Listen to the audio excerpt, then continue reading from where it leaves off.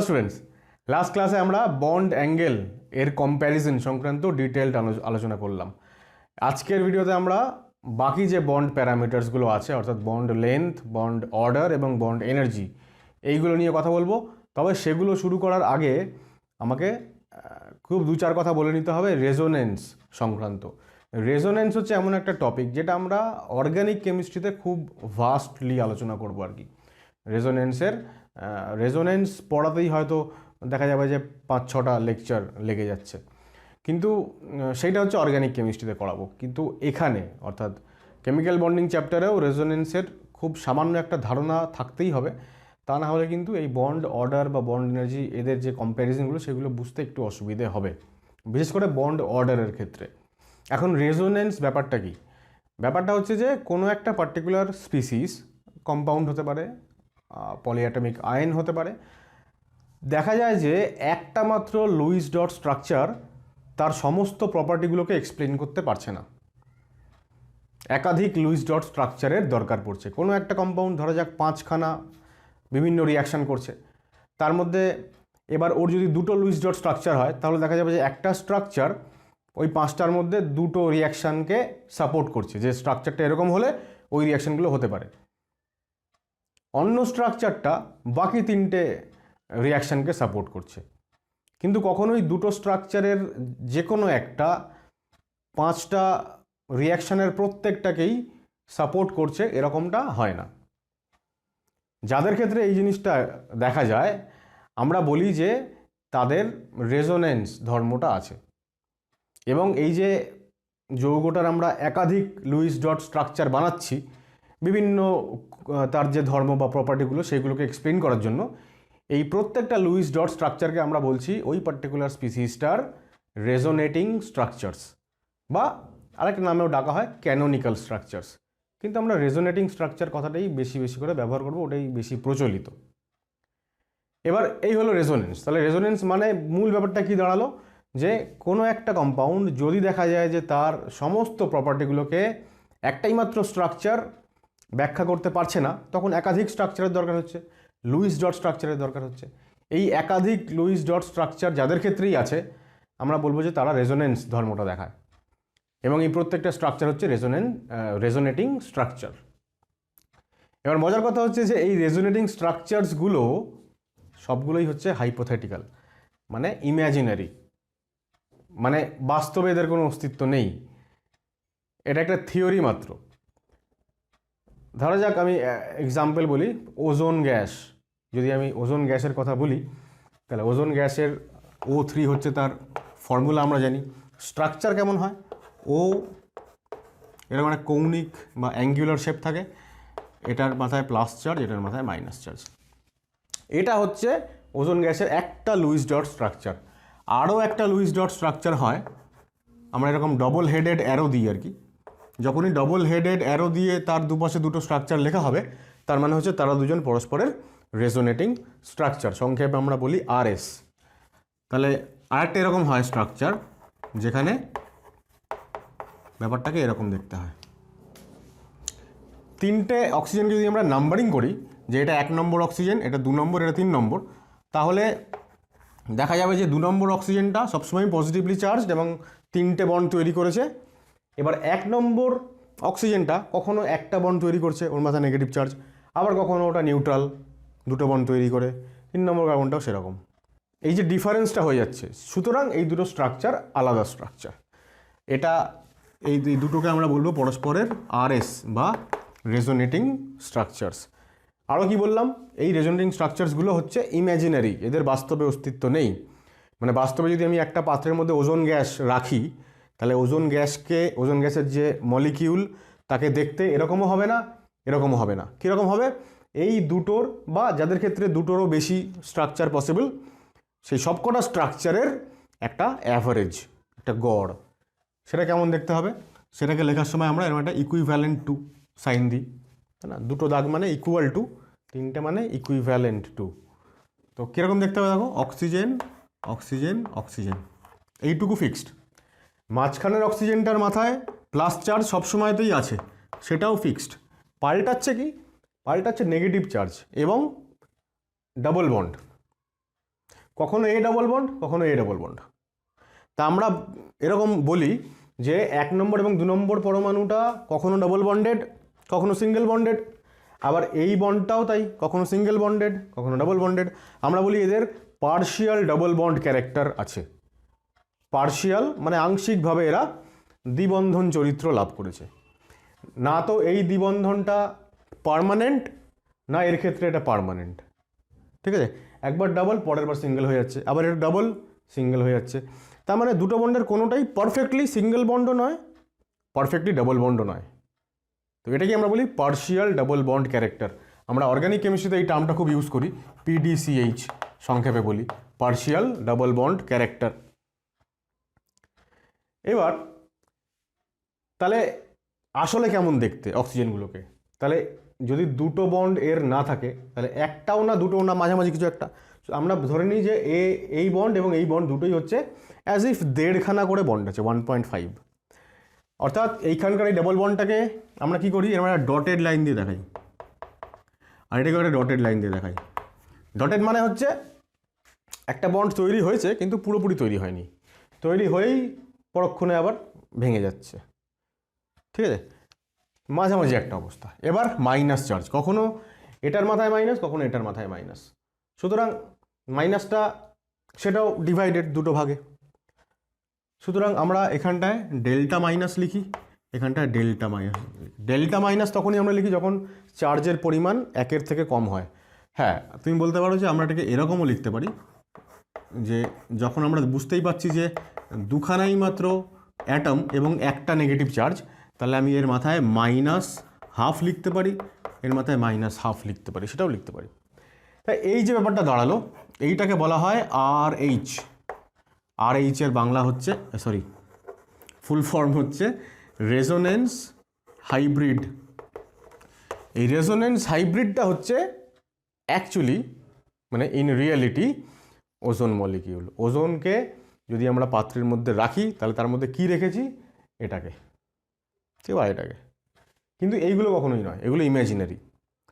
যদিও আমরা resonance organic কেমিস্ট্রিতে পড়ার সময় দেখব যে যদিও এগুলোর ইমাজিনারি স্ট্রাকচার, কিন্তু রিয়াকশান লেখার সময় আমাদের এই ইমাজিনারি স্ট্রাকচারগুলোকেই দরকার পড়ে।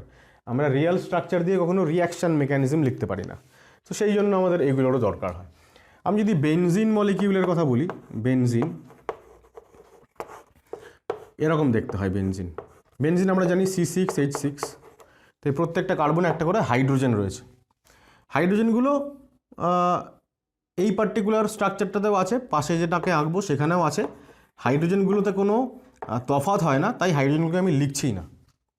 তফাৎ কি হয়, 6টা কার্বন, এগুলো হচ্ছে কার্বন, যেখানে আমি 1 2 3 4 লিখছি। তো এই 6টা কার্বনে কি থাকে, অল্টারনেট সিঙ্গেল বন্ড এবং ডাবল বন্ড থাকে। অল্টারনেট মানে এটা ডাবল বন্ড হয়ে গেল, তাহলে পাশেরটা সিঙ্গেল বন্ড, তার পাশেরটা আবার ডাবল বন্ড, তার পাশেরটা আবার সিঙ্গেল, তার পাশেরটা আবার ডাবল। কখনো দেখা যায় যে 1 2 3 4 এবং 5 6 এর মাঝে ডাবল বন্ড, কখনো উল্টোটা 2 3 4 5 এবং 1 6 এর মাঝখানে ডাবল বন্ড। তাহলে এই দুটো স্ট্রাকচার হচ্ছে আমরা বলবো বেনজিনের রেজোনেটিং স্ট্রাকচার।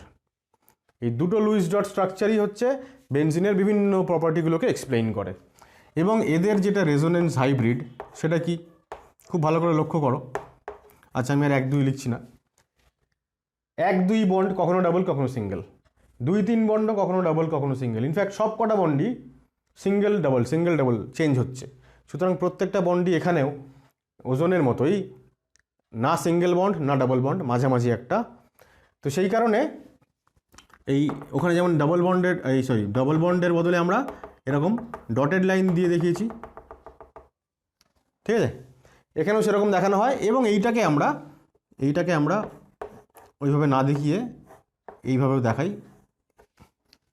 রিং দেখাই একটা। রিং মানে কি, মানে এই ডাবল বন্ড মানে পাই বন্ডটা সার্কুলারলি মুভমেন্ট করছে, ঠিক আছে। তাহলে এইটা বা এটা হচ্ছে রেজোনেন্স হাইব্রিড। আমরা যদি একটা পাত্রে বেনজিন রাখি, তরল লিকুইড বেনজিন, তাহলে সেখানে সেই পাত্রে অ্যাকচুয়ালি কী আছে, এইটা আছে, ঠিক আছে। এইগুলো কিন্তু নেই, এগুলো ইমাজিনারি। RS হচ্ছে ইমাজিনারি, কিন্তু রিয়াকশান মেকানিজম লেখার সময় আমাদের ইমাজিনারি স্ট্রাকচারগুলোকেই কাজে লাগে। সেক্ষেত্রে আমরা রেজোনেন্স হাইব্রিড দিয়ে আমরা কোনো রিয়াকশান লিখতে পারি না। তাহলে এই হচ্ছে রেজোনেন্সের কনসেপ্ট। এবার এখানে আর একটা আমি শব্দ উচ্চারণ করব, সেটা হচ্ছে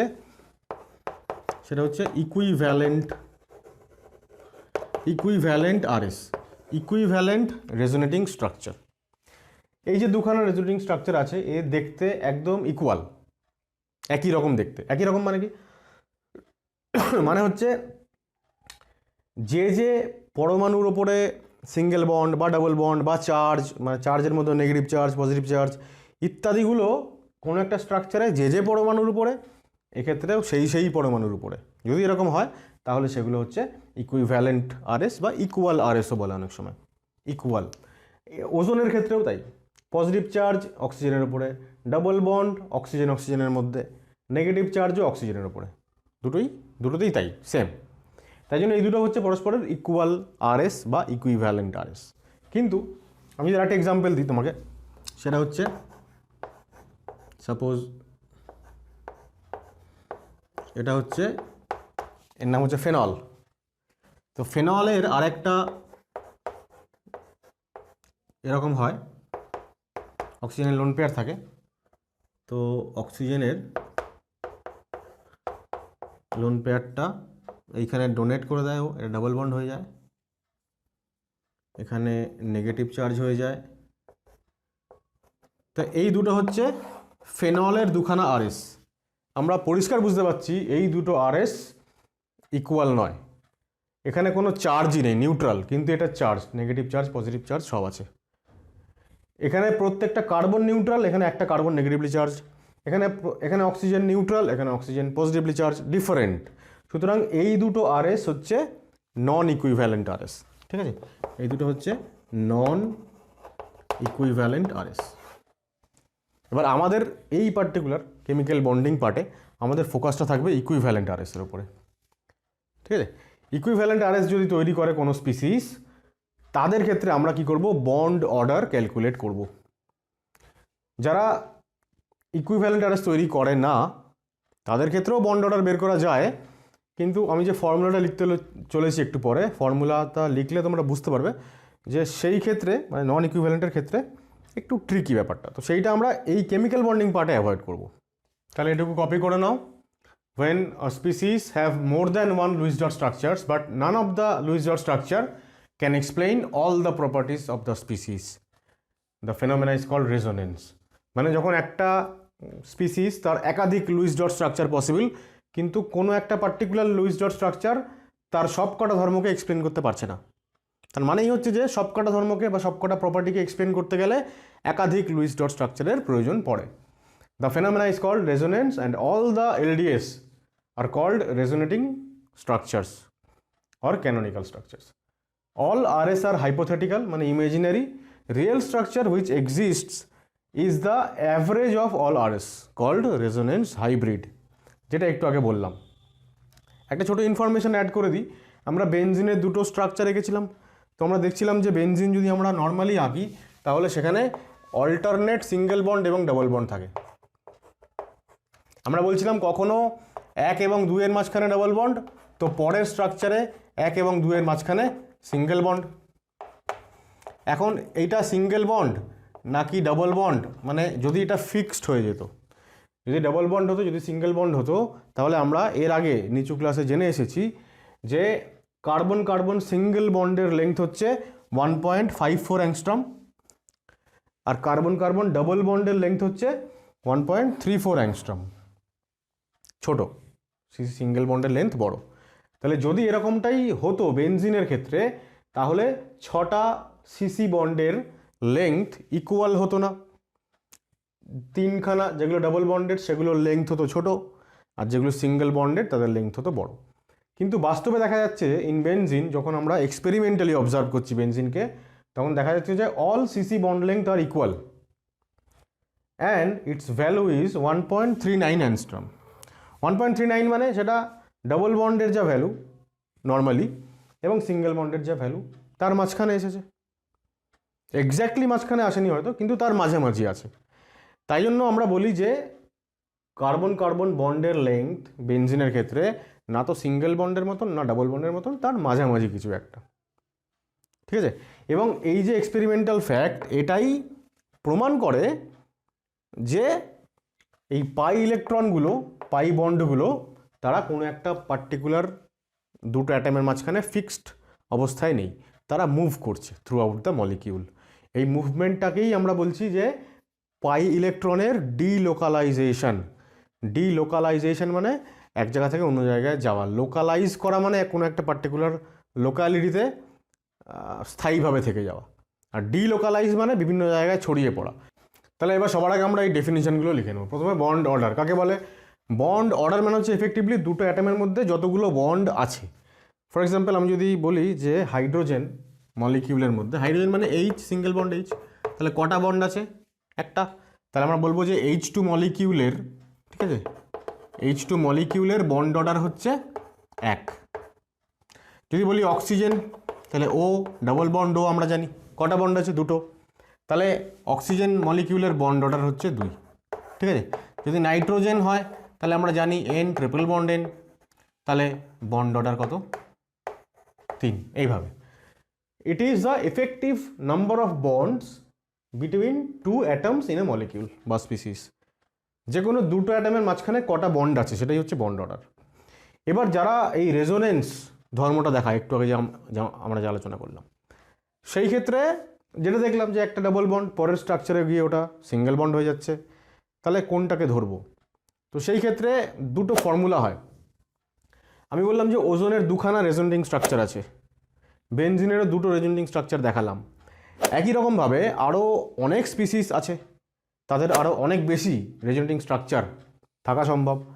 রেজোনেটিং স্ট্রাকচার কিভাবে আঁকতে হবে? একটা রেজোনেটিং স্ট্রাকচার দিয়েছে, দিয়ে তোমাকে এটা করতে হবে যে ওই পার্টিকুলার স্পিসিসটার আর কটা রেজোনেটিং স্ট্রাকচার সম্ভব সেটা তোমাকে আঁকতে হবে। তার জন্য কিছু নিয়মকানুন জানা দরকার, যেগুলো আমরা এখানে আলোচনা করছি না, যেগুলো আমরা অর্গ্যানিক কেমিস্ট্রিতে, যেখানে আমরা জিওসি বা জেনারেল অর্গ্যানিক কেমিস্ট্রি পড়বো, সেইখানে ডিটেলড আলোচনা করব। সেই কারণে যারা হচ্ছে রেজোনেন্স দেখায় তাদের বন্ড অর্ডার বের করার জন্য দুটো ফর্মুলা আছে, তার মধ্যে শর্টকাট ফর্মুলাটা আমরা এখন ব্যবহার করব। কারণ অরিজিনাল যে ফর্মুলাটা সেইটা ব্যবহার করার জন্য কোনো একটা স্পিসিস কতগুলো রেজোনেটিং স্ট্রাকচার বানাচ্ছে সেই সংখ্যাটা জানা দরকার। এবার সেই প্রত্যেকটা স্ট্রাকচারও আমাকে আঁকতে হবে, সেটা জানা দরকার। সেইটা নিয়ে আমি এখানে ডিটেলড আলোচনা করতে চাইছি না, তাই জন্য হচ্ছে শর্টকাট ফর্মুলা। শর্টকাট ফর্মুলাটা কি? সেটা হচ্ছে bond order equal to sigma plus pi by sigma. এই হচ্ছে ফর্মুলা। এখন এই ফর্মুলাটা নিয়ে আমি ডিটেলড একটু পরে আলোচনা করছি বা ফর্মুলাটার মিনিংটা বোঝাচ্ছি। তার আগে এই দুটো ডেফিনিশন দেখে নাও। বন্ড এনার্জি মানে একটা বন্ডের এনার্জি মানে বন্ডটাকে ভাঙতে অ্যাকচুয়ালি কত এনার্জি লাগবে, ঠিক আছে। It is the amount of energy required to break a bond. এটা একটা কি বলবো, একটা জেনারেল ডেফিনিশন, খুব প্রিসাইজ ডেফিনিশন থার্মোডাইনামিক্যালি এটা হলো না, কিন্তু আমরা আপাতত এটা নিয়ে কাজ চালাবো যে একটা বন্ডকে ভাঙতে কত এনার্জি লাগছে। কারণ আমরা এখানে খালি কম্পেয়ার করবো, আমরা এক্স্যাক্ট ভ্যালু কোথাও দেবো না আর কি। বন্ড লেংথ মানে হচ্ছে দুটো অ্যাটম যারা বন্ডেড না কোভ্যালেন্ট বন্ড দিয়ে, তাদের মধ্যেকার নিউক্লিয়াস দুটো ডিস্টেন্স, সেটাই হচ্ছে বন্ড লেংথ। তাহলে it is the internuclear distance between two bonded atoms. এখন এই তিনখানা বন্ড প্যারামিটারের ডেফিনিশন একসঙ্গে লিখিয়ে দেওয়ার পরে আমাদের কম্প্যারিজনটা করা অনেক সুবিধাজনক হবে। একটা ছোট এক্সাম্পল আগে বলে নিই। দেখো, আমি একটু আগে বললাম যে বেনজিনের এক্সাম্পলটা দেওয়ার সময় আমরা বললাম যে এক্সপেরিমেন্টালি দেখা গেছে সি ডাবল বন্ড সি এর লেংথ হচ্ছে 1.54 অ্যাংস্ট্রম বা 154 পিকোমিটার, যাই বলবে একই ব্যাপার। সি ডাবল বন্ড সি এর ক্ষেত্রে এটা 1.34 অ্যাংস্ট্রম। একটা জিনিস দেখো বোঝো, সেটা হচ্ছে যখনই দুটো অ্যাটমের মধ্যে বন্ডের সংখ্যা একের বদলে 2 হয়ে গেল, বন্ডের সংখ্যা বেড়ে গেল মানে বন্ড অর্ডার বেড়ে গেল, তাই তো? কারণ বন্ড অর্ডার মানে বন্ডের সংখ্যা, effective number of bonds between two atoms. এবার তাহলে যেই বন্ডের সংখ্যা বেড়ে গেল, বন্ড অর্ডার বেড়ে গেল, বন্ড লেন্থ কমে গেল, ঠিক আছে। যদি আমরা সি ট্রিপল বন্ড সি এর লেংথ ভাবি তাহলে 1.20 অ্যাংস্ট্রমের কাছাকাছি হয়, আরও কমে গেল বন্ড লেংথ। সুতরাং এই এক্সপেরিমেন্টাল ডেটা থেকেই আমি একটা জিনিস বুঝতে পারছি যে বন্ড অর্ডার বাড়লে বন্ড লেংথ কমবে, আর উল্টোটা বন্ড লেংথ যদি বেড়ে যায় তাহলে বন্ড অর্ডার কমে যাবে। আবার তুমি ভাবো যে দুটো অ্যাটমের মধ্যে তিনটে বন্ড আছে, এইটাকে ভাঙা বেশি সহজ হবে নাকি একটা বন্ডকে ভাঙা বেশি সহজ হবে? ন্যাচারালি যেখানে একটা বন্ড সেখানে ভাঙা বেশি সহজ। অন্যভাবে বললে, যেহেতু এই বন্ডের লেংথ ছোট, সিঙ্গেল বন্ডের লেংথ বড়, তাহলে বড় লেংথের বন্ডকে ভাঙা বেশি সহজ। সাধারণভাবে এক্সাম্পল তুমি যদি ভাবো যে একটা বড় লাঠি আর এইটুকু ছোট, ওই লাঠিরই একটা ছোট্ট অংশ, কোনটাকে ফার্দার ভাঙা সহজ হবে? বড়টাকে। তো যেটাকে ভাঙা সহজ সেটার ক্ষেত্রে আমরা বলবো যে এই যে bond energy required to break, এটা কম না বেশি? বন্ড ভাঙা সহজ মানে কম এনার্জি সাপ্লাই করেই বন্ড ভেঙে ফেলা যাচ্ছে, সুতরাং বন্ড এনার্জি কী হবে? কম হবে। আর যে বন্ড ভাঙা বেশি, অনেক বেশি কষ্টসাধ্য, অনেক এনার্জি দিতে হচ্ছে, তার বন্ড এনার্জি বেশি। তাহলে বন্ড এনার্জি বেশি কার? এটার। তাহলে আমরা এখানেও দেখলাম যে বন্ড লেংথ কমে গেলে বন্ড এনার্জি বাড়ছে। তাহলে আমরা এই তিনটের মধ্যে ইন্টার রিলেশন কি পেতে পারি? দেখো, bond order varies with bond energy. Bond order যত বাড়ছে, বন্ডের সংখ্যা যত বাড়ছে বা বন্ডটা যত শক্তিশালী হচ্ছে, তত বন্ড এনার্জি, মানে তাকে ভাঙতে এনার্জিও বেশি দিতে হবে। আর this varies with 1/, bond length.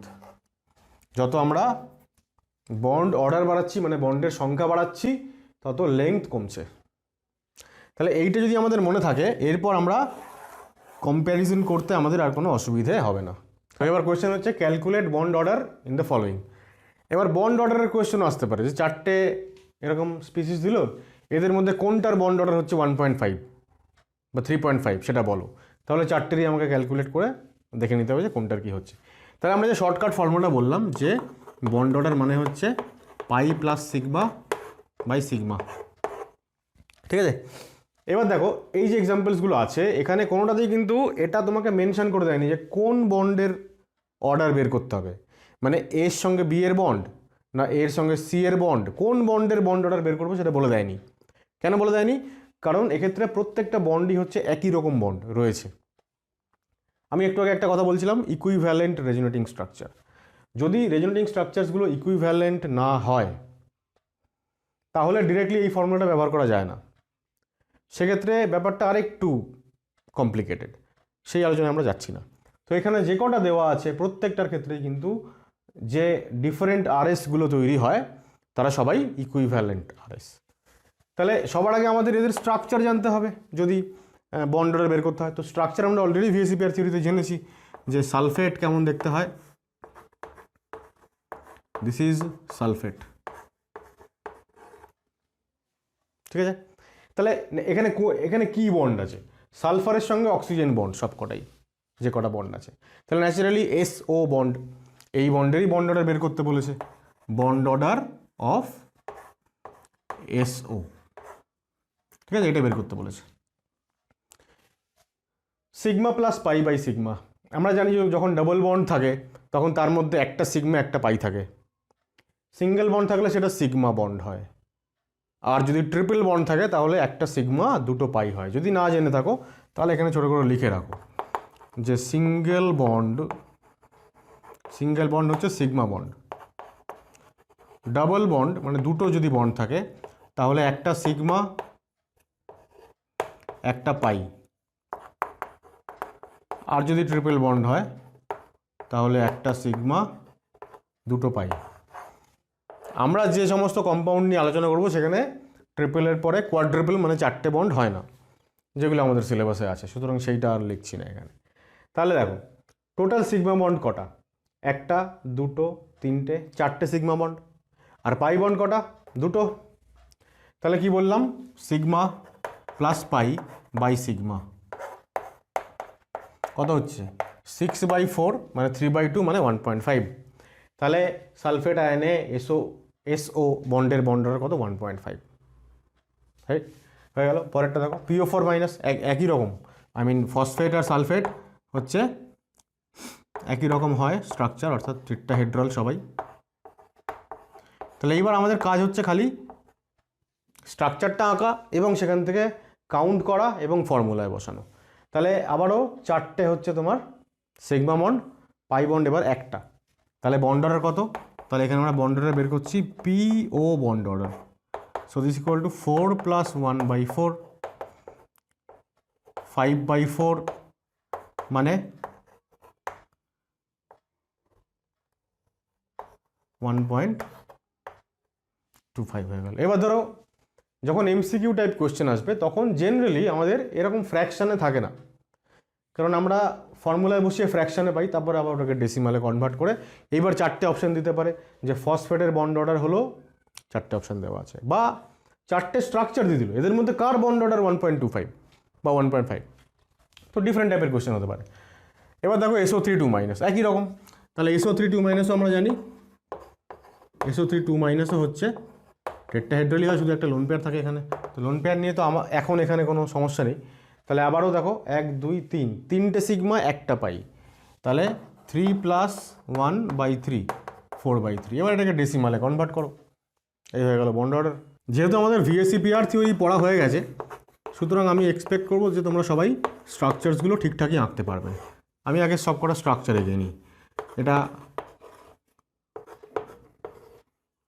Carbonate হয়ে গেল, NO3-, হ্যাঁ NO3- অ্যাকচুয়ালি এরকম দেখতে হয়,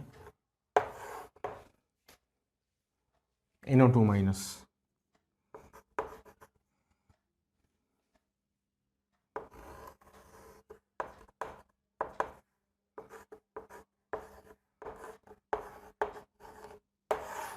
ক্লোরেট,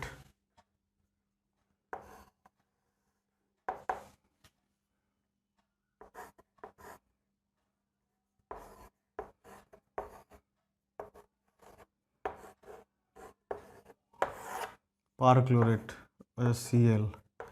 সিএলটাকে আমি সি লিখে দিয়েছি। এই পর্যন্ত আপাতত আমি ছবি আঁকলাম, আর তিনটে বাকি আছে সেগুলো পরে করছি। তাহলে এখানে দেখো বন্ড অর্ডার কত হবে, 1 2 3 তিনটে সিগমা বন্ড, 3 + 1/3 4/3।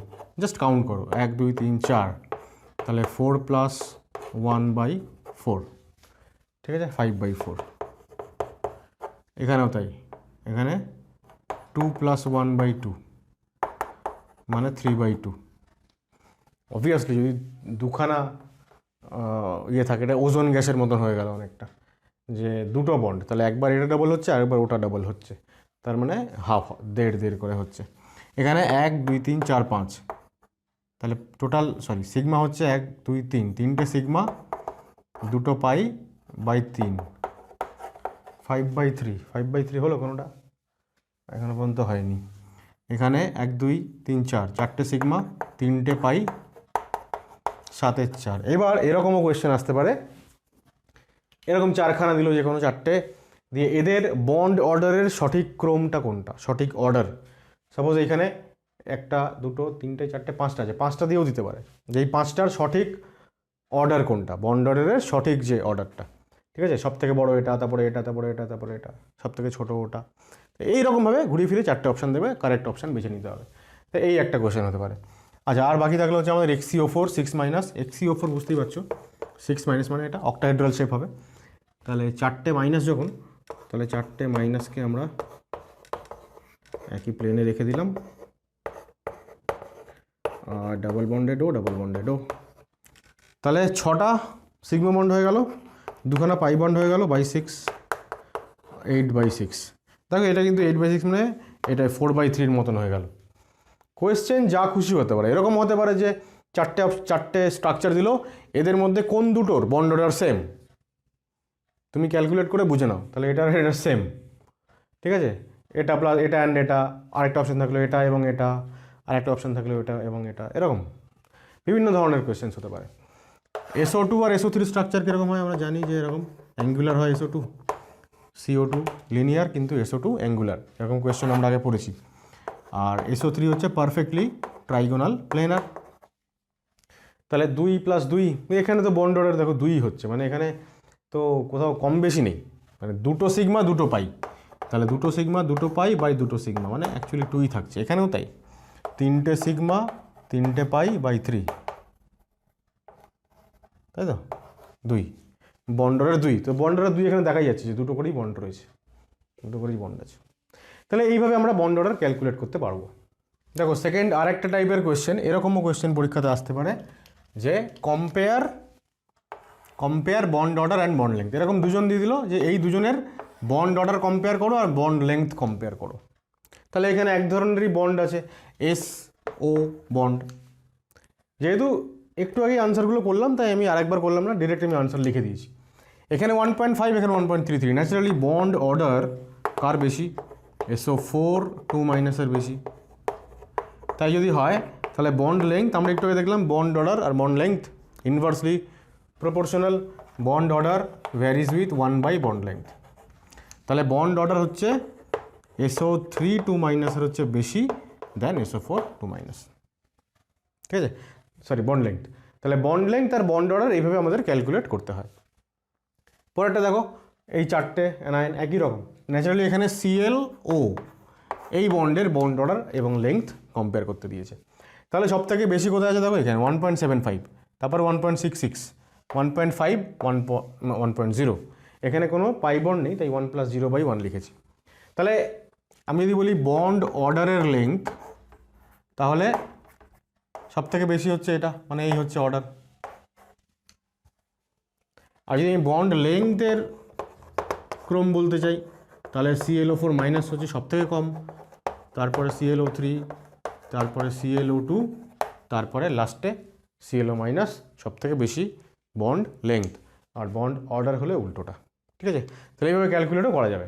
এবার এই যে কম্প্যারিজনটা, এইটার একটা পার্টিকুলার এক্সাম্পল আমি লিখতে চাইছি, যেটা তোমরা নিজেরা বাড়িতে ট্রাই করবে। খুবই ভালো আর একটা এক্সাম্পল, থার্ড এক্সাম্পল খুবই কমন, সেখানে আছে দেখো এরকম,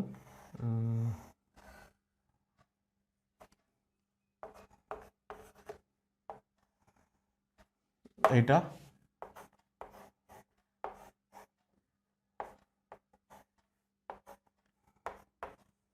এটা এবং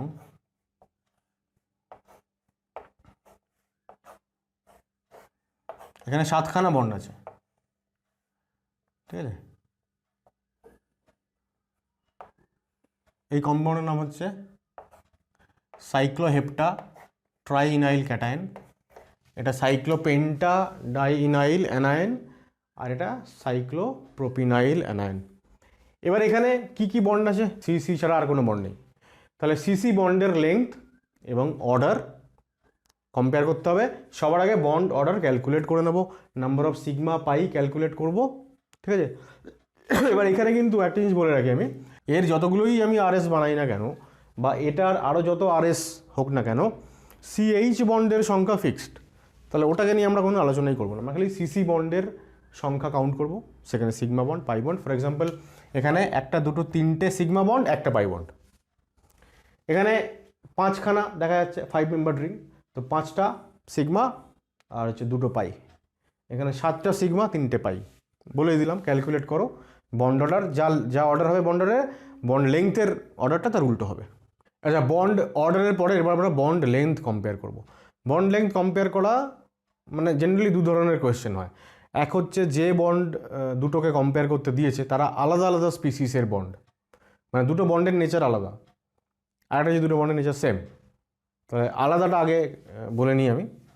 তাহলে এখানে দুটো ক্যাটাগরি, এক হচ্ছে when bonded atoms are different, মানে কি, খুব সহজ এক্সাম্পল বলি সবার আগে। Suppose HF, HCl, HBr, HI, bonded atoms আলাদা, মানে আমাকে HF বন্ডের যা লেংথ আর HCl বন্ডের যা লেংথ এই দুটো কম্পেয়ার করতে দিয়েছে। ন্যাচারালি দুটো বন্ড আলাদা নেচারের। যদি আমাকে এরকম দেয় যে ধরা যাক আমরা একটু আগে যেটা করলাম যে সালফেট এবং সালফাইড এই দুটোতেই তো হচ্ছে এস ও বন্ড আছে। তাহলে এখানে যদি আমাকে বন্ড লেংথ কম্পেয়ার করতে দেয়, তাহলে এস ও বন্ডের লেংথ কম্পেয়ার করতে দিচ্ছে। তাহলে এর মধ্যেও এস ও বন্ড, এর মধ্যেও এস ও বন্ড, বন্ডের নেচার সেম, মানে সেম টাইপের অ্যাটম তারা বন্ডেড, কিন্তু এখানে আলাদা টাইপের অ্যাটম বন্ড, একটা অ্যাটম ফিক্সড আর একটা ক্রমশ পাল্টে যাচ্ছে, তার মানে বন্ডটা ডিফারেন্ট টাইপের অ্যাটমের মধ্যে রয়েছে।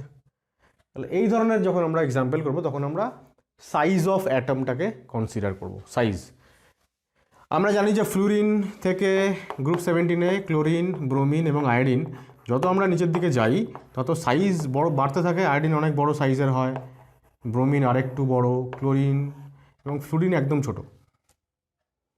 ন্যাচারালি যত একজনের সাইজ বাড়তে থাকবে আরেকজন ফিক্সড, তাহলে তাদের মধ্যেকার ডিস্টেন্স ফিক্সড, ডিস্টেন্স বেড়ে যাবে তখন। তো সাপোজ এটা হচ্ছে হাইড্রোজেন অ্যাটম এর নিউক্লিয়াস, আর এটা হচ্ছে আরেকজনের নিউক্লিয়াস, ফ্লুরিনের নিউক্লিয়াস। তাই যদি হয়, মানে এটা যদি বাউন্ডারি হয় ওর, আমি যদি এই বাউন্ডারিটাকে যদি মেনটেন করতে চাই, তাহলে ক্লোরিন আরেকটু বড় হবে, ব্রোমিন আরেকটু বড় হবে এবং আয়োডিন আরও একটু বড় হবে। ন্যাচারালি যত বড় হবে তত সেন্টারটা দূরে সরে যাবে এই বাউন্ডারি লাইন থেকে। এবার এই বাউন্ডারি লাইনের এইদিকে হাইড্রোজেন আছে, তো এই ডিস্টেন্সটা ক্রমশ কী হবে, বেড়ে যাবে। ঠিক আছে, আমি এইদিকে হাইড্রোজেনটাকে অনেকটা সরিয়ে দিয়েছি, এটা যদি সাপোজ এখানে আছে, তো যত নিচে নামছি তত ইন্টারনিউক্লিয়ার ডিস্টেন্স বাড়ছে, মানে বন্ড লেংথ বাড়ছে। তাহলে আমাদের এখানে ফর্মুলা কী হবে, যে bond length varies with size of atom. Size of atom যত বাড়বে তত বন্ডের লেংথ বাড়বে। ন্যাচারালি বন্ড লেংথ সব থেকে বেশি HI-তে, তারপরে এই হচ্ছে তাদের অর্ডার। আচ্ছা, এখানে আরও একটা জিনিস উল্লেখযোগ্য, আমরা একটু আগে দেখছিলাম যে বন্ড অর্ডার এবং বন্ড এনার্জি ইনভার্সলি প্রপোর্শনাল। তাহলে আমরা যদি বন্ড এনার্জির অর্ডার বার করতে যাই এদের হ্যালোজেন হাইড্রোক্সাইডসদের, তাহলে আমরা বলতে পারবো যে বন্ড এনার্জির অর্ডারটা হবে উল্টোটা।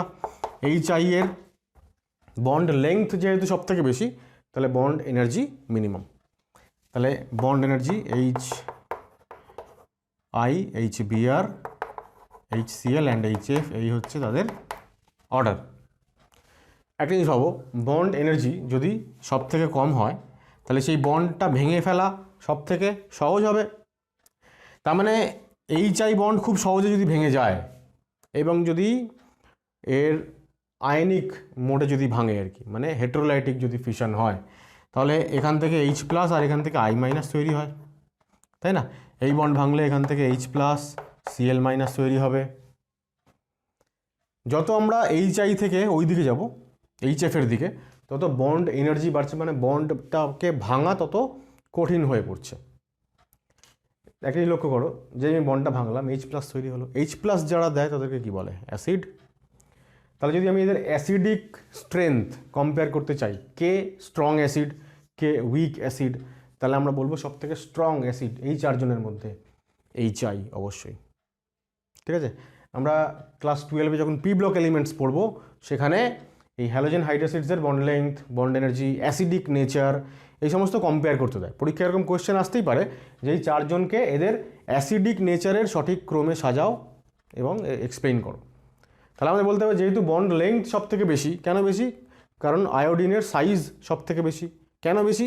কারণ যত পিরিয়ডিক টেবিলে আমরা একটা পিরিয়ড বরাবর, একটা গ্রুপ বরাবর ওপর থেকে নিচে নামি, তত সাইজ বাড়তে থাকে। তাহলে সাইজ বেশি, বন্ড লেংথ বেশি, সে কারণে বন্ড এনার্জি কম, সে কারণে বন্ড তাড়াতাড়ি ভেঙে যাবে এবং তাড়াতাড়ি H+ দিতে পারবে। সো যত H+ তাড়াতাড়ি দিতে পারবে তত ভালো অ্যাসিড হতে পারবে সেটা। সুতরাং আমরা এখান থেকে অ্যাসিডিক নেচারও কম্পেয়ার করতে পারি। ঠিক আছে, ওটা আমি আর লিখছি না, ডিটেলটা যাচ্ছি না। আমরা আরও কয়েকটা এক্সাম্পল দেখে নিই। দেখো NH3, PH3, ASH3, SbH3, আমরা আবারও গ্রুপ ওয়াইজ নিচে নামছি। এর আগে আমরা হ্যালোজেনদের হাইড্রাইড দেখলাম, যাদেরকে আমরা হ্যালোজেন হাইড্রাসিড বলি। এগুলো গ্রুপ 15 এলিমেন্টদের, তাদের hydride, ammonia, phosphine, arsine. Hydrogen atom fixed, পাল্টাচ্ছে কে? Group 15 element. যত নিচে নামবো মানে আমরা এখানে পাশাপাশি লিখেছি, যত নিচে নামবো গ্রুপে, নাইট্রোজেনের পরে ফসফরাস, তারপরে আর্সেনিক, তত সাইজ বাড়বে। আর যত সাইজ অফ অ্যাটম বাড়বে তত বন্ড লেংথ কিন্তু বাড়বে। আমরা এখানে বন্ড লেংথ কম্পেয়ার করছি, কিন্তু আমি বন্ড এনার্জির কথা এখানে বলিনি।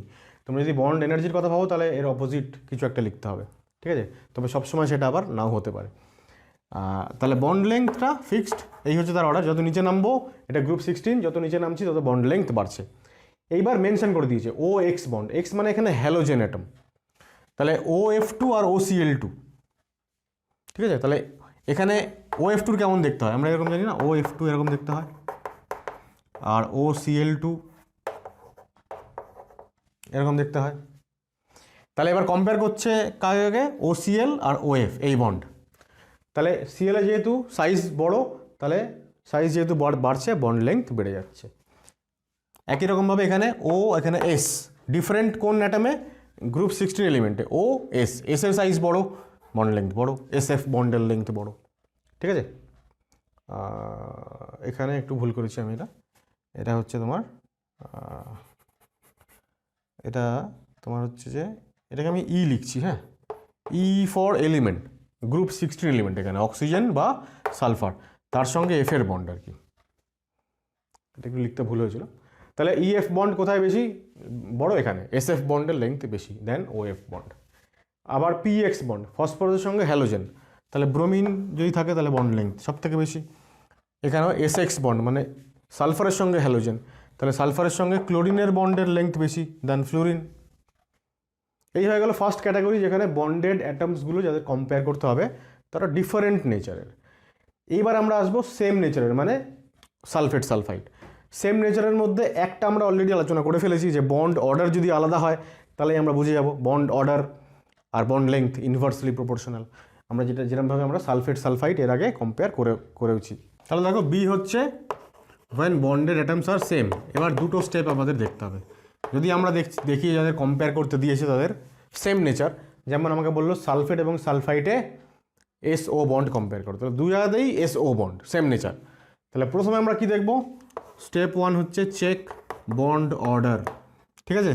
যদি বন্ড অর্ডার ডিফারেন্ট হয় তাহলে bond length varies with 1 bond order, এই ফর্মুলা অ্যাপ্লাই করে দেবো। ফর এক্সাম্পল, একটা এক্সাম্পল আরও দিই, সালফেট সালফাইড ছাড়া আমরা এর আগেও আরও দুটো এক্সাম্পল করলাম।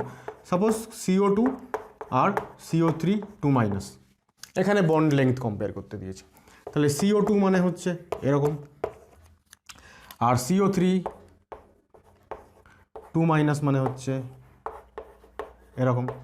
তাহলে বন্ড লেংথ কম্পেয়ার করতে দিয়েছে মানে এখানেও CO বন্ডই আছে, অন্য আর কোনো ধরনের বন্ড নেই এখানেও তাই। তাহলে কম্পেয়ার করতে হবে কি, আমাকে বন্ড লেংথ কম্পেয়ার করতে হবে CO বন্ড লেংথ। তাহলে সবার আগে বন্ড অর্ডার ক্যালকুলেট করি।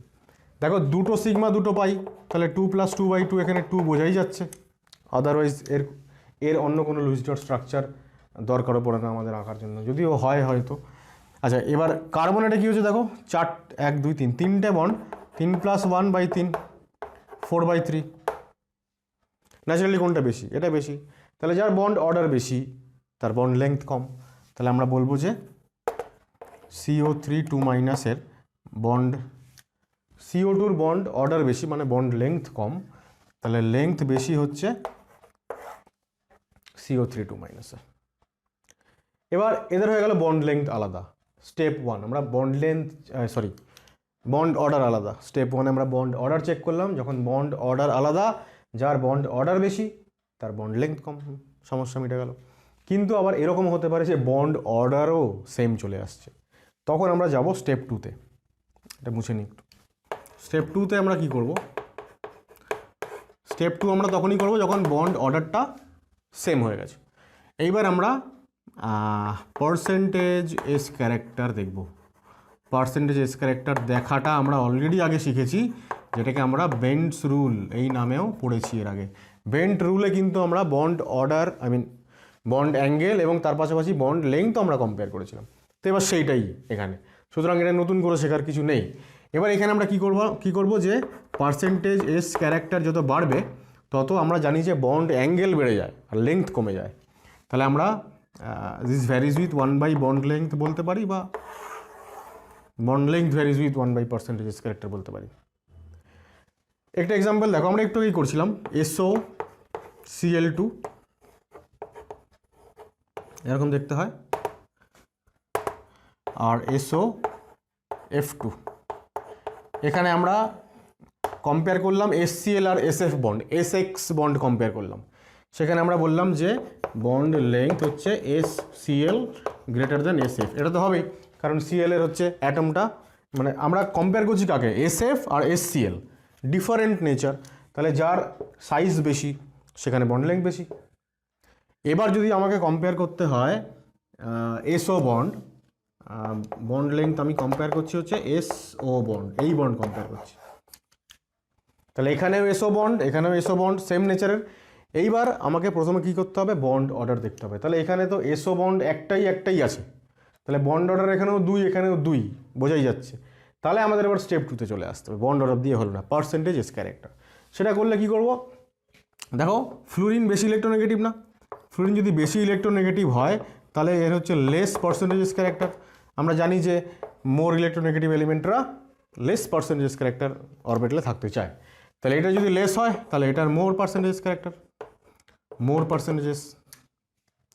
আর এখানে আমি যদি কম্পেয়ার করতে চাই, আমরা এমনিও জানি যে ডবল বন্ডটা মোর পার্সেন্টেজ ক্যারেক্টারওয়ালা অরবিটালে থাকতে চায়, সেইভাবে এগোতে পারি। আদারওয়াইজ আমি বলতে পারি যে অক্সিজেন ক্লোরিনের মধ্যে অক্সিজেন যেহেতু বেশি ইলেকট্রোনেগেটিভ, তাই বেশি ইলেকট্রোনেগেটিভ বলে ও লেস পার্সেন্টেজ ক্যারেক্টার অরবিটালে থাকবে, আর HClটা মোর পার্সেন্টেজ ক্যারেক্টারে থাকবে। তাহলে দেখো এবার SO বন্ড যদি কম্পেয়ার করি, যেখানে পার্সেন্টেজ ক্যারেক্টার বেশি সেখানে বন্ড লেংথ কম, তাহলে আমরা বলবো যে SOCl2 গ্রেটার দেন SOF2। ঠিক আছে, এই হয়ে গেল বন্ড লেংথ সংক্রান্ত যাবতীয় আলোচনা। এইবার বাকি যে এক্সাম্পলসগুলো থাকবে সেগুলো এর উপরে বেস করেই হবে। আমরা প্রথমে দেখব যে বন্ডেড অ্যাটমসগুলো যাদের কম্পেয়ার করতে দিয়েছে তারা সেম না ডিফারেন্ট। যদি ডিফারেন্ট হয় প্রথমেই সমস্যা মিটে গেল, সাইজ দেখো কম্পেয়ার করা হয়ে গেল। যদি সেম হয় তাহলে আগে বন্ড অর্ডার চেক করো, বন্ড অর্ডার সেম হয়ে গেলে তখন বেন্ট রুলে চলে আসো। তাহলে এই কটা হচ্ছে কম্পেয়ার বন্ড লেংথ, এই কটা কোয়েশ্চেন বন্ড লেংথ কম্প্যারিজন সংক্রান্ত। এর মধ্যে প্রথম 4টে হচ্ছে বেন্ট রুল। বেন্ট রুল যেহেতু আমরা আগে ডিটেলড আলোচনা করেছি, সুতরাং এগুলো তোমাদের হোমওয়ার্ক অবশ্যই, আমি এখন করব না। আর এই দুটোতে তোমরা বন্ড অর্ডার চেক করো, কারণ সেম নেচারের বন্ডই কম্পেয়ার করতে দিয়েছে। আমরা এই দুটোর ক্ষেত্রে 5 এবং 6 ক্ষেত্রে আমরা বন্ড অর্ডার ক্যালকুলেট করেই বুঝতে পারবো যে বন্ড অর্ডার ডিফারেন্ট হচ্ছে, সুতরাং যার কম বন্ড অর্ডার তার লেংথ বেশি। কিন্তু এই ক্ষেত্রে বন্ড অর্ডারও সেম, আমাদের বেন্ট রুল অ্যাপ্লাই করতে হবে। এরপর হচ্ছে আজকে last topic, bond energy comparison. Bond এনার্জির মধ্যে আমরা শুরুতেই একটু আগে কি দেখলাম, যে bond energy varies with bond order, মানে হচ্ছে 1/, বন্ড লেংথ। তাহলে এইখান থেকে আমরা একটা ধারণা পেতে পারি যে বন্ড লেংথ যত বাড়ে বন্ড এনার্জি কমে। এবার এই যে বন্ড এনার্জি, আমি এটা বলছি যে এই যে bond energy varies with 1/, bond length, এইটা জেনারেলি কাদের ক্ষেত্রে দেখা যায়, এটা যদি আমরা পিরিয়ড অর গ্রুপ ওয়াইজ যদি আমরা এগোতে থাকি এবং সেই মতন যদি আমরা কম্পেয়ার করতে থাকি। ফর এক্সাম্পল 1 নম্বর হচ্ছে HF, HCl, HBr, HI। আমরা দেখলাম যে অ্যাটমিক সাইজ যত বাড়ছে, ফ্লুরিন থেকে ক্লোরিন, ব্রোমিন, আয়োডিন এদিকে যত যাচ্ছি, অ্যাটমিক সাইজ বাড়ছে, হ্যালোজেনের বন্ড লেংথ বাড়ছে। লেংথ বাড়লে এনার্জি কমে যাবে। সো এই হচ্ছে বন্ড এনার্জির অর্ডার। ঠিক আছে, আমি এখানে লিখেও দিই আরেকটু ছোটো করে, বন্ড এনার্জি, আদারওয়াইজ পরে তোমাদের অসুবিধা হয়ে যাবে বুঝতে, বন্ড লেংথ না এনার্জি। এই হচ্ছে অর্ডার। তাহলে একই রকমভাবে বন্ড এনার্জির অর্ডার যদি আমি কার্বন হ্যালোজেন বন্ডের যদি বের করতে যাই তাহলেও কিন্তু একই, কার্বন হ্যালোজেন বন্ডেরও বন্ড এনার্জির অর্ডারটা হচ্ছে এটাই। এবং তোমরা পরে অর্গানিক কেমিস্ট্রিতে পড়বে যে ফ্লুরাইড, ক্লোরাইড, ব্রোমাইড, আয়োডাইড, এদের মধ্যে আয়োডাইড মানে I- হচ্ছে সবথেকে ভালো লিভিং গ্রুপ। লিভিং গ্রুপ বলে একটা শব্দ আমরা পরে জানবো। তার কারণটাই হচ্ছে এইটা, যে যেহেতু বন্ড এনার্জি সবথেকে কম, তাই এই বন্ড সবথেকে তাড়াতাড়ি ব্রেক করে এবং I- তাড়াতাড়ি তৈরি হতে পারে। আচ্ছা, এখানে কিন্তু একটা জিনিস মনে রাখতে হবে, এই যে পিরিয়ড ওয়াইজ বা গ্রুপ ওয়াইজ আমরা যাচ্ছি, তো বন্ড লেংথ এবং বন্ড এনার্জির এই যে অর্ডার, এইটা সবসময় এইভাবে মানে অ্যাটমিক সাইজের উপরে ডিপেন্ড করে এমনটা নয়। এবার এর যে এক্সেপশনগুলো আছে, ব্যতিক্রম যেগুলো আছে, সেইগুলোই হচ্ছে অ্যাকচুয়ালি আমাদের সবথেকে ইম্পর্টেন্ট পার্ট বন্ড এনার্জি কম্প্যারিজনের জন্য। ঠিক আছে, তো সেইটা একটু বলি, আগে মুছে রাখি একটু। আমরা সেকেন্ড পিরিয়ড এলিমেন্টে যদি কম্পেয়ার করতে যাই তাহলে আমরা দেখব সেকেন্ড পিরিয়ড এলিমেন্টের ক্ষেত্রে সাপোজ আমি কম্পেয়ার করছি বন্ড এনার্জি, তাহলে carbon carbon carbon bond, nitrogen nitrogen bond, oxygen oxygen আর ফ্লোরিন ফ্লোরিন। যত আমরা বাঁ দিক থেকে ডান দিকে যাই অ্যাটমিক সাইজ কমে যায়। অ্যাটমিক সাইজ কমলে বন্ড লেংথ কমবে, বন্ড লেংথ কমলে বন্ড এনার্জি কমবে। তাহলে ভুল বললাম, বন্ড লেংথ কমলে বন্ড এনার্জি বাড়বে। তাহলে অর্ডারটা হওয়ার কথা এরকম, বন্ড এনার্জি যদি বেড়ে যায় তাহলে এই হচ্ছে অর্ডার। ঠিক আছে, আবার আরেকবার বলছি, যত ডান দিকে যাচ্ছি অ্যাটমিক সাইজ কমছে, বন্ড লেংথ কমছে, ন্যাচারালি এনার্জি বাড়ছে। তাহলে এই হচ্ছে অর্ডার। এবার এই অর্ডারটা অ্যাকচুয়ালি হচ্ছে এটা রং, এই অর্ডারটা ফলো হয় না। না হওয়ার কারণ হচ্ছে এরকম যে আমরা নাইট্রোজেন থেকে যদি শুরু করি গ্রুপ 15 থেকে, তাহলে প্রত্যেকটা এলিমেন্টের গ্রুপ 15 এলিমেন্টগুলোর কি হচ্ছে লোন পেয়ার থাকছে। এবার যত আমরা ডান দিকে যাচ্ছি অ্যাটমের ওপরে লোন পেয়ারের সংখ্যা বাড়ছে। লোন পেয়ারগুলো কী হবে, পরস্পরের সঙ্গে বিকর্ষণ করবে, রিপেল করবে। এই যে লোন পেয়ারের সঙ্গে লোন পেয়ারের রিপালশান, এই রিপালশানটা একটা বড় ফ্যাক্টর। এবার কি করে, যত এদের মধ্যে রিপালশান বাড়বে তত এদের মধ্যেকার কী হবে, সিস্টেমটা তত ডিস্টেবিলাইজড হয়ে যাবে, সিস্টেমের স্টেবিলিটি কমে যাবে। কারণ যে সিস্টেমে রিপালশান বেশি, রিপালশান মানেই হচ্ছে একটা এনার্জি বেশি হয়ে যাবে সিস্টেমের। তাহলে এনার্জি বেশি মানে স্টেবিলিটি কম। তাহলে স্টেবিলিটি যদি কোনো সিস্টেমের কম হয় তার মানে সিস্টেমটা খুব তাড়াতাড়ি ভেঙে যাবে। তার মানে এই বন্ডটা খুব তাড়াতাড়ি ভেঙে যাবে, অর্থাৎ বন্ড এনার্জি কম হয়ে যাবে। যেটা অ্যাকচুয়ালি থিওরিটিক্যালি আমরা দেখছি বেশি হওয়ার কথা, সেটা ফাইনালি কম হয়ে যায়। তাহলে যত আমরা এখান থেকে যেই আমি কার্বন কার্বন থেকে যেই আমি নাইট্রোজেন নাইট্রোজেনে যাব, যেই লোন পেয়ার ওখানে আছে, লোন পেয়ার আছে মানে তাদের মধ্যে রিপালশান, রিপালশান মানেই এনার্জি হায়ার, এনার্জি হায়ার মানে স্টেবিলিটি কম, বন্ড তাড়াতাড়ি ভেঙে যাবে। তাহলে আমরা এরকম বলবো যে অ্যাকচুয়ালি বন্ড অর্ডারের যে অ্যাকচুয়াল যে অর্ডারটা হচ্ছে সেটা হচ্ছে কার্বনের বন্ড অর্ডার, বন্ড এনার্জি সব থেকে বেশি দেন নাইট্রোজেন নাইট্রোজেন সব থেকে বেশি, তারপরে এটা, তারপরে আবার কি হয় অ্যাকচুয়ালি এখানে আবার ফ্লোরিন ফ্লোরিনেরটা এখানে চলে আসে, অক্সিজেনেরটা সব থেকে কম হয়। অ্যাকচুয়ালি হওয়ার কথা ছিল উল্টো, যে উল্টো মানে কি, যেহেতু এখানে একটা লোন পেয়ার তাহলে এর বন্ড এনার্জি কমে গেল লোন পেয়ারের জন্য, দুটো লোন পেয়ার, দুটো দুটো চারটে লোন পেয়ার তাহলে আরেকটু কমে গেল, আর এর এনার্জি সব থেকে কম হওয়ার কথা ছিল। কিন্তু এক্সপেরিমেন্টালি এটা দেখা গেছে যে ফ্লোরিন ফ্লোরিন বন্ডের এনার্জি কিন্তু একটু বেশি হয় দেন অক্সিজেন অক্সিজেন বন্ড। তো এই এক্সেপশানটুকু এই এক্সেপশানটুকু মনে রাখতে হবে। এইটা আমরা আর লোন পেয়ার রিপালশান দিয়েও এটাকে আমরা জাস্টিফাই করতে পারছি না। সেই ক্ষেত্রে হয়তো আমরা এটাকে জাস্টিফাই করার জন্য আমরা এরকম বলতে পারি যে অক্সিজেনের থেকে ফ্লোরিন ফ্লোরিনের বন্ড লেংথ তো ফাইনালি ছোট, আর বন্ড লেংথ ফাইনালি ছোট হলে বন্ড এনার্জি তো বাড়বে।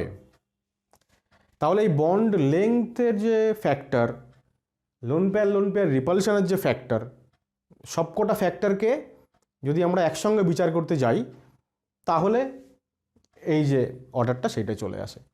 এটা পিওরলি একটা এক্সপেরিমেন্টাল ফ্যাক্ট, সুতরাং এটাকে আমাকে মেনে নিতে হবে, এইটুকু আমাকে মুখস্থ করতেই হবে যে এটা হচ্ছে দিস ইজ এক্সপেরিমেন্টাল। তাহলে এই হচ্ছে ফাইনাল অর্ডার, যেমনটা আমরা ভেবেছিলাম তেমনটা হবে না। দেখো আমি এখানে লিখেছি সেকেন্ড পিরিয়ড এলিমেন্ট, কিন্তু সেকেন্ড পিরিয়ড এলিমেন্ট যেখানে লোন পেয়ার রয়েছে তাদের মধ্যে সবসময় এই রিপালশনটা কাজ করে। সেকেন্ড পিরিয়ডের ক্ষেত্রে এই হচ্ছে অর্ডার, আমি এখানে এক্সপেরিমেন্টাল ভ্যালুও দিয়েছি। We know on going from left to right in a period, atomic size decreases, so bond energy should increase. But lone pair repulsion factor dominates over size of atom factor. তাই জন্য size of atom যত ওইদিকে যাচ্ছি কমে যাচ্ছে, still bond energy বাড়ছে না, কারণ লোন পেয়ার ফ্যাক্টর ডমিনেট করছে। As we move from CC to FF, repulsion increases, so bond becomes weaker. যত রিপালশন হবে এনার্জি বাড়বে, বন্ড উইক হয়ে যাবে, বন্ড তাড়াতাড়ি ভেঙে যাবে, হ্যান্ড বন্ডস এনার্জি ডিক্রিজ করে। তাই বন্ড এনার্জি বেশি এর কম, কিন্তু ফ্লোরিন সব থেকে দূরে আছে, ওর বন্ড এনার্জি সব থেকে কম হওয়ার কথা, কিন্তু এক্সপেরিমেন্টালি দেখা যাচ্ছে যে ওর ভ্যালু বেশি। যেহেতু এক্সপেরিমেন্টালি ওর ভ্যালু বেশি, তাই ওটাকে তো আমরা অবশ্যই গ্রহণ করতে আমরা বাধ্য। সুতরাং overall order is as given, যেরকমটা এখানে দেওয়া আছে। এবার আমরা চলে আসছি থার্ড পিরিয়ড এলিমেন্টের ক্ষেত্রে। তাহলে এসআই কার্বনের নিচে সিলিকন থাকে, নাইট্রোজেনের নিচে থাকে ফসফরাস, অক্সিজেনের নিচে সালফার এবং ফ্লোরিনের নিচে ক্লোরিন। তাহলে তিনটে করে লোন পেয়ার ক্লোরিনে থাকে, সালফারের 2টো করে, ফসফরাসগুলোর 1টা করে লোন পেয়ার থাকে। এইবার আমরা বলবো যেহেতু থার্ড পিরিয়ড এলিমেন্টে, আচ্ছা আমি আগে এটা বলতে চাইছি যে বন্ড এনার্জির যে অর্ডার, সঠিক ক্রম, এবার সেকেন্ড পিরিয়ডের সঙ্গে এটা ম্যাচ করবে না। জেনারেলি যা হওয়া উচিত সেটাও হবে না। জেনারেলি কী হওয়া উচিত, যত আমরা ডান দিকে যাচ্ছি তত সাইজ ছোট হচ্ছে, অ্যাটমিক সাইজ, তাহলে বন্ড লেংথ কমে গেলে বন্ড এনার্জি বাড়বে। তাহলে এইটা হওয়া উচিত, মানে এটা হওয়া উচিত আর কি, কিন্তু এটা হয় না, তাহলে অ্যাকচুয়াল কি হয় সেটা আমি একটু পরে বলছি। তার আগে আমি এটা বলি যে যেহেতু এরা থার্ড পিরিয়ড এলিমেন্ট, সেকেন্ড পিরিয়ডের থেকে এদের সাইজ অনেক বড়। সাইজ যেহেতু বড়, তার মানে বন্ড লেংথ বড়।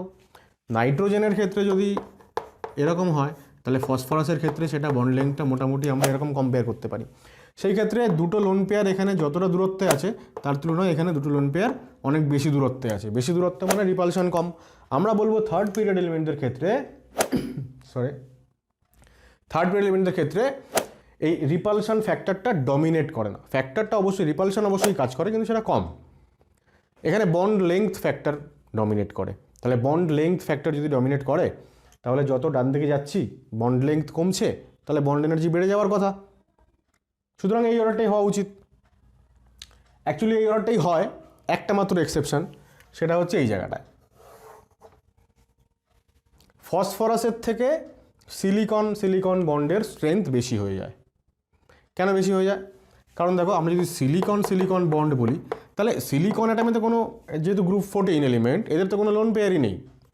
এর তো স্টিল একটা করে লোন পেয়ার আছে। লোন পেয়ার ফ্যাক্টরটা রিপালশন ঘটাচ্ছে, স্টেবিলিটি কমাচ্ছে। তো সেই ফ্যাক্টরটা জিরো নয়, আছে কিন্তু ডমিনেট করছে না। কিন্তু এর ক্ষেত্রে তো লোন পেয়ারটাই নেই। লোন পেয়ার নেই বলে এখানে কোনো এনার্জি ইনক্রিজ বা স্টেবিলিটি ডিক্রিজ করার মতো কোনো ফ্যাক্টরই নেই, শুধুমাত্র এই বন্ড লেংথ। তা এই যে লোন পেয়ার রিপালশন ফ্যাক্টরটা কি হচ্ছে, এর বন্ড এনার্জি খানিকটা কমিয়ে দিচ্ছে। কারণ রিপালশনের জন্য সিস্টেমের এনার্জি বেড়ে যাচ্ছে, বন্ড তাড়াতাড়ি ভেঙে যাবে। সেই কারণে সিলিকনের কি হয়, ভ্যালুটা একটু বেড়ে যায়, আদারওয়াইজ ভ্যালু একই থাকে। তাহলে অ্যাকচুয়াল অর্ডার যেটা আমরা লিখবো, অ্যাকচুয়াল অর্ডার সেটা হচ্ছে ফসফরাসের সব থেকে কম, তার থেকে একটু বেশি হয়ে যায় সিলিকনের, তারপরে হয়ে যায় সালফার, তারপরে হয়ে যায় সিএল বন্ড। দেখো এক্সপেরিমেন্টাল ডেটা দেওয়া হলো, কি লিখছি এখানে, due to relatively larger size of third pair element lone pair repulsion is less and bond length factor dominates. তাহলে বন্ড লেংথ ফ্যাক্টর ডমিনেট করলে যত ডান দিকে যাব তত বন্ড এনার্জি বাড়বে। কিন্তু SI greater than PP bond energy. কেন? This is because SI atom has no lone pair, hence no repulsion, but P atom has one, P atom-এর একটা লোন পেয়ার আছে। This repulsion in P atom decreases its stability and bond energy. তাহলে overall order is as given, মানে this is the overall order. তাহলে এতক্ষণ যে আলোচনাটা হলো সেখান থেকে দুটো খুব ইম্পর্টেন্ট জিনিস উঠে আসে। আমরা যদি এক্সপেরিমেন্টাল ডেটাগুলো মানে ভ্যালুগুলো যদি দেখি, তাহলে বুঝতে পারবো যে কার্বন, এটা আমি CCl করে দিয়েছি ভুল করে, CC, carbon bond energy SI bond energy থেকে বেশি। কিন্তু বাকিগুলোর ক্ষেত্রে গ্রুপ 15, 16, 17-এর ক্ষেত্রে উল্টোটা, মানে থার্ড পিরিয়ড এলিমেন্টদের বন্ড এনার্জি বেশি। কেন? কারণ সেকেন্ড পিরিয়ডদের ক্ষেত্রে রিপালশন ফ্যাক্টরটা ডমিনেট করে, আর থার্ড পিরিয়ডের ক্ষেত্রে রিপালশন ফ্যাক্টর আছে কিন্তু যেহেতু সাইজ বড়, তাই বন্ড লেংথ ফ্যাক্টর, অর্থাৎ যেটা হচ্ছে নর্মাল ফ্যাক্টর, সেটা ডমিনেট করে। ফলে নর্মাল ট্রেন্ড দেখা যায় এই ক্ষেত্রে। কিন্তু আমরা দেখছি গ্রুপ 14-এর ক্ষেত্রে ট্রেন্ডটা উল্টো। এই তিনটের ক্ষেত্রে থার্ড পিরিয়ডদের বন্ড এনার্জি বেশি, কিন্তু এক্ষেত্রে সেকেন্ড পিরিয়ডের বন্ড এনার্জি বেশি। কেন? কারণ এখানে তো লোন পেয়ার ফ্যাক্টরই নেই, একদম purely normal factor, bond length factor. যেহেতু silicon third period element, size বড়, বন্ড লেংথ বেশি, এনার্জি কম। ঠিক আছে? তো এইটা হচ্ছে এখানকার, এটা লিখে নাও যে for elements containing lone pair মানে group 15, 16, 17, bond energy of P3 মানে third period element greater than P2 because lone pair repulsion dominates in P2 elements, second period elements. Since group 14 element has no lone pair, in this case bond energy of P3 less than P2. এবার এই যে ডেটাগুলো এইখান থেকে উঠে আসে আরও একটা গুরুত্বপূর্ণ ইনফরমেশন, সেটা হচ্ছে এখানে যেমন কার্বনের বন্ড এনার্জি বেশি, এখানে ফসফরাসের, এখানে সালফারের। গ্রুপ 17টাকে আমি বাদ দিচ্ছি। এই জন্য কার্বন, ফসফরাস, সালফার এরা ক্যাটিনেশন প্রপার্টি দেখায়। ক্যাটিনেশন তোমরা নিশ্চয়ই নাম শুনেছো, যেখান থেকে বিভিন্ন রকমের চেইন বা শৃঙ্খল তৈরি হতে পারে। সেই কারণেই আর কার্বনের হচ্ছে এই ক্যাটিনেশন প্রপার্টি সবথেকে মজবুত, সেই কারণে কার্বন অসংখ্য জৈব যৌগ তৈরি করে। লাস্ট আর একটা এক্সাম্পল, যেটা না বললেই নয়, ভেরি ভেরি ইম্পর্টেন্ট, সেটা হচ্ছে হ্যালোজেন মলিকিউলদের বন্ড এনার্জি। দেখো, ফ্লুরিন, ক্লোরিন, ব্রোমিন এবং আয়োডিন, যত আমরা এই দিকে যাচ্ছি আয়োডিনের দিকে, তত সাইজ বাড়ছে, বন্ড লেংথ বাড়ছে, তাহলে বন্ড এনার্জি কমে যাবে। তাহলে this should be the order. এবং যেহেতু এটা ইম্পর্টেন্ট, সুতরাং এটা ধরে নিতেই পারি আমরা যে এই অর্ডারটা ভুল। কেন ভুল? আমরা একটু আগে দেখলাম যে যাদের লোন পেয়ার আছে তাদের ক্ষেত্রে সেকেন্ড পিরিয়ডের থেকে থার্ড পিরিয়ডের বন্ড এনার্জি বেশি। তাহলে আমরা এক্সপেক্ট করব এটা যে ক্লোরিনের বেশি হবে দেন ফ্লুরিন। এক্সপেরিমেন্টাল ডেটাও এটাই বলছে। তারপর ধরো ব্রোমিন বা আয়োডিন এলো, কিন্তু এইটাও ভুল। এখন এইটা কী করে ভুল হলো? কারণ এইটা যে ভুল হলো, এর পেছনে আর আমাদের কোনো লজিক নেই। বিষয়টা হচ্ছে এরকম যে ক্লোরিনের বন্ড এনার্জি বেশি দেন ফ্লুরিন, কারণ এখানে রিপালশন ডমিনেট করে, তাই অনেক বেশি এখানে রিপালশন, ফলে বন্ড এনার্জি অনেক কম। আর ক্লোরিনের ন্যাচারালি যেহেতু বন্ড লেংথ ডমিনেট করে, বন্ড লেংথ ফ্যাক্টর, তাই বন্ড এনার্জি বেশি। এবার ব্যাপারটা হচ্ছে যে ফ্লুরিনের রিপালশনটা এতটাই বেশি যে ওখানে বন্ড এনার্জি কমে গিয়ে এতটাই কমে যায় যে সেটা শুধুমাত্র ক্লোরিনের থেকে কম হয়ে থেমে থাকে না, ও ব্রোমিনের থেকেও কম হয়ে যায়। মানে অ্যাকচুয়াল যে অর্ডার সেটা হচ্ছে Cl2, Br2, F2, দেন I2। এইটা হচ্ছে actual order of bond energy, ঠিক আছে? সুতরাং এইটা যেহেতু গুলিয়ে যাওয়ার চান্স খুব বেশি, তাই জন্য ইম্পর্টেন্সও এটার খুবই বেশি। তাহলে আমাদের বন্ড প্যারামিটার্স মানে বন্ড লেংথ, অর্ডার এবং বন্ড এনার্জি সমস্ত আলোচনা এখানে কমপ্লিট হলো। নেক্সট ভিডিওতে আমরা ইন্টারমলিকুলার ফোর্সেস বা ডাইপোল মোমেন্ট বা মলিকুলার অরবিটাল থিওরি কোনো একটা আমরা নিয়ে আলোচনা শুরু করব। আজকে এইটুকুই, দেখা হচ্ছে পরের ভিডিওতে। যদি আজকের ভিডিওটা তোমাদের ভালো লেগে থাকে তাহলে অবশ্যই লাইক করো, শেয়ার করো বন্ধুদের সাথে, আর খুব মন দিয়ে পড়াশোনা করো। টাটা।